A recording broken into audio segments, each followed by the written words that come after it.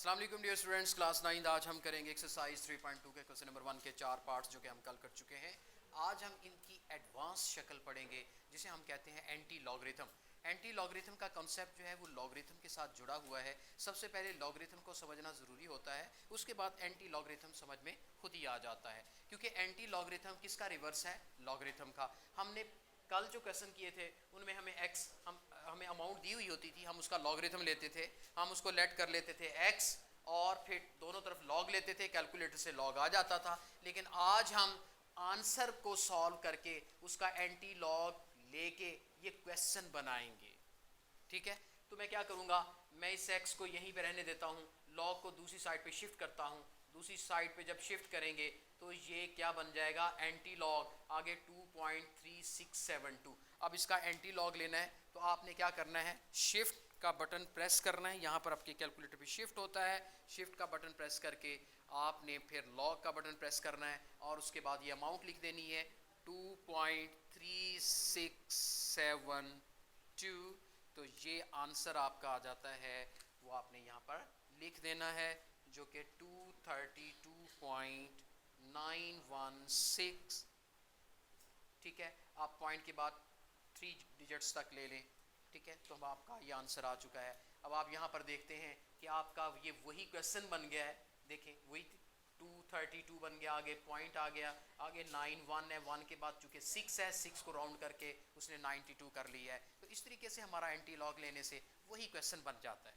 और वैसे भी मैंने आपको एक सादा सी मिसाल दी थी कि 10 की पावर 3 लें तो क्या आता है? 1000। ये 3 क्या है? 3 लॉगरिथम है 1000 का। 3 क्या है? मतलब 1000 का लॉग लें तो 3 आता है। और ये 1000 फिर क्या है? हाँ, तो फिर इसको लिखेंगे antilog of 3 is equal to 1000, उसका रिवर्स है।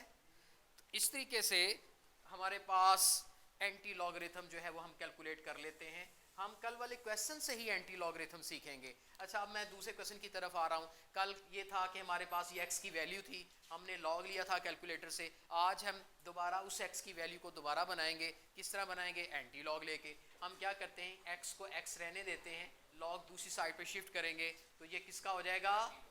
क्योंकि अपनी साइड चेंज करेगा तो रिवर्स हो जाता है। जैसे प्लस का साइन दूसरी साइड पे नेगेटिव का साइन हो जाता है, इधर मल्टीप्लिकेशन का प्रोसेस हो तो इक्वल के दूसरी साइड पर डिवीजन का प्रोसेस होता है, यानी रिवर्स प्रोसेस होता है। इसीलिए लॉग जब दूसरी साइड पे जाएगा तो रिवर्स प्रोसेस में क्या चेंज हो जाएगा? एंटी लॉग बन जाएगा। उसके बाद 1.4673। अब एंटी लॉग इसका लेना है तो आपने वही काम करना है, शिफ्ट बटन प्रेस करके फिर आपने अमाउंट लिखनी है 1 शिफ्ट और फिर लॉग, फिर आपने लिखना है 1.467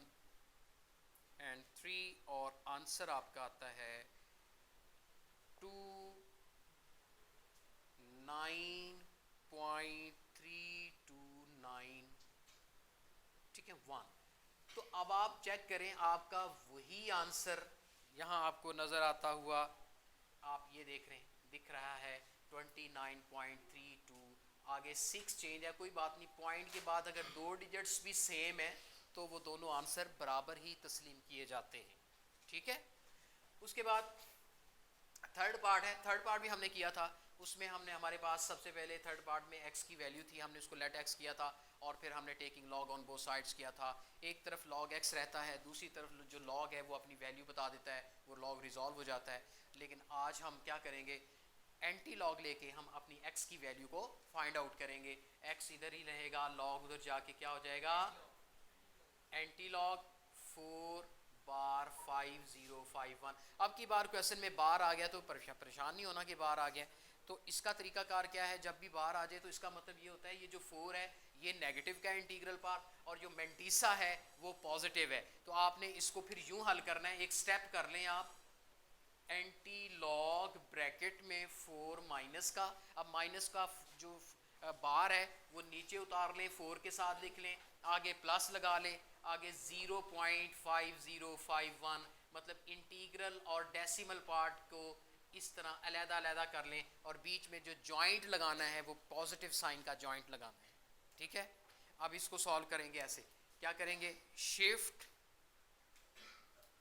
लॉग, फिर आती है ब्रैकेट, ब्रैकेट के अंदर आता है -4 प्लस आगे डेसिमल पार्ट 0.5051, ब्रैकेट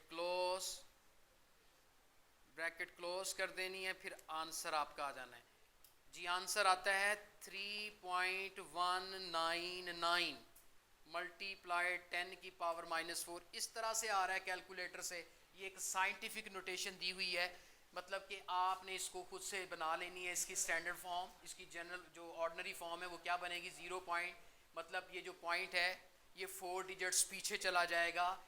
ये कैसे आएगा जी, आप 3, ये 1 के बाद 9 है, इसको राउंड कर लें, 9 का ये 1 क्या बन जाएगा, 2 बन जाएगा।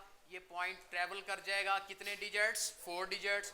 1 डिजिट तो ये हो गया, 1 ये हो गया, 2 3 4, ठीक है जी। आपका पॉइंट यहां से चला है, 3 से चला है, कितने डिजिट गया है, माइनस का 4 का मतलब 4 डिजिट गया है पीछे की तरफ। तो काउंट करें जरा, 1 2 3 4, यहां पे पॉइंट आ जाएगा। तो आप 319 की बजाय क्या लिख देंगे, 32 लिख देंगे। क्यों, चूंकि 1 ने 9 से, चूंकि 9 5 से बड़ा है, तो ये राउंड करके 1 जो है वो 2 बन जाएगा। बाकी जो एक्स्ट्रा जो डिजिट्स हैं वो आप इग्नोर कर देंगे। इस तरीके से आपका एंटी लॉग आ जाएगा, ठीक है। आप ये स्टेप ना भी करें, डायरेक्ट ये आंसर लिख सकते हैं कैलकुलेटर से देख के भी। उसके बाद अगला क्वेश्चन भी बार में आ रहा है, तो क्या करेंगे, x इधर ही रह जाएगा, लॉग उधर जाके क्या हो जाएगा, एंटी लॉग। और यहां पर हम लिखेंगे अमाउंट अपनी 1/5059। तो यहां पर जब बार आ जाया करे तो फिर एक स्टेप जरा कर लिया करें। क्या है वो स्टेप, 1 बार को उतार लें, 1 का माइनस कर लें, आगे डेसिमल पॉइंट, जो पॉइंट है डेसिमल पार्ट है, उसको प्लस के बाद लिख लें। ये हमारा आ गया जी। अब हम इसको कैलकुलेट कर सकते हैं। शिफ्ट लॉग ब्रैकेट लाजमी डालनी है, अगर आप ब्रैकेट नहीं डालेंगे तो ये गलत हो जाएगा। ब्रैकेट से मुराद ये पूरा एक डिजिट इस ब्रैकेट के अंदर इनक्लोज्ड है। -1 प्लस, फिर ये अमाउंट लिखें 0.5059, फिर ब्रैकेट क्लोज भी करनी है, और फिर ये आपका आंसर आ गया जी। ये आता है 0.3205 के बाद फिर 5 आता है। उसने इस 5 की वजह से इस 5 को 6 बना के यही अमाउंट बनती है, ज़रा चेक कर लें, यही अमाउंट बनती है। आप राउंड ना भी करें तो अप्रॉक्सीमेटली इक्वल ही है। तो इस तरीके से एंटी लॉग लेने का जो प्रोसीजर है वो भी आपको समझ आ चुका है, और मुझे उम्मीद है कि आपने लॉग के साथ साथ एंटी लॉग को भी सीख लिया है। ओके बच्चों, बहुत शुक्रिया, अल्लाह हाफिज़।